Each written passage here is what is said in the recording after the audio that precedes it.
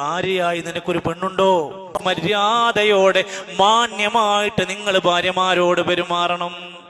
ഭാര്യ പീഡനം ഇസ്ലാമിലില്ല, ഭർതൃപീഡനം ഇസ്ലാമിലില്ല.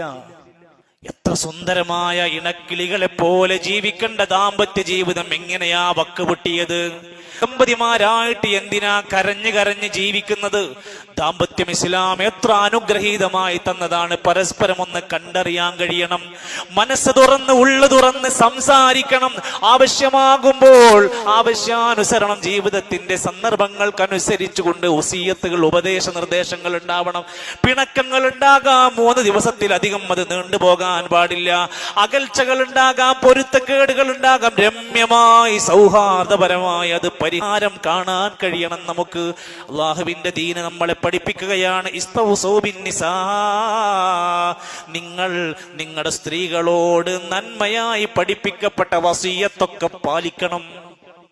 ഭാര്യമാരോട് പറഞ്ഞ വസിയത്തുണ്ടല്ലോ, ഭർത്താക്കന്മാർ ശ്രദ്ധിക്കേണ്ടത്, അതവർ ചെയ്യണം. എന്നിട്ട് പറഞ്ഞു ഫഇന്നൽ മർഅത ഖുലിഖത് മിൻ ളിൽഇൻ, പുരുഷന്മാരെ നിങ്ങൾ വിചാരിച്ച പോലെ ഒരിക്കലും ഒരു പെണ്ണങ്ങ് നേരെ ജീവിക്കാൻ കഴിയൂല. അവൾ ഒരു വളഞ്ഞ വാരിയലിൽ നിന്ന് സൃഷ്ടിക്കപ്പെട്ടതാണ്. ചില വളവുകൾ അവൾ കൊണ്ട് പെട്ടെന്ന് പോയി നേരാക്കാൻ ശ്രമിച്ചാൽ അത് പൊളിയും. തീരെ നേരാക്കാൻ ശ്രമിച്ചില്ലെങ്കിൽ അത് നന്നായി അങ്ങ് വളഞ്ഞുകൊണ്ടിരിക്കും. നബി തങ്ങൾ വീണ്ടും പറഞ്ഞു ഫസ്തൗസൂ ബിന്നിസാ, സ്ത്രീകളുമായുള്ള വസിയത്ത് നിങ്ങൾ നന്നായി പാലിക്കണം.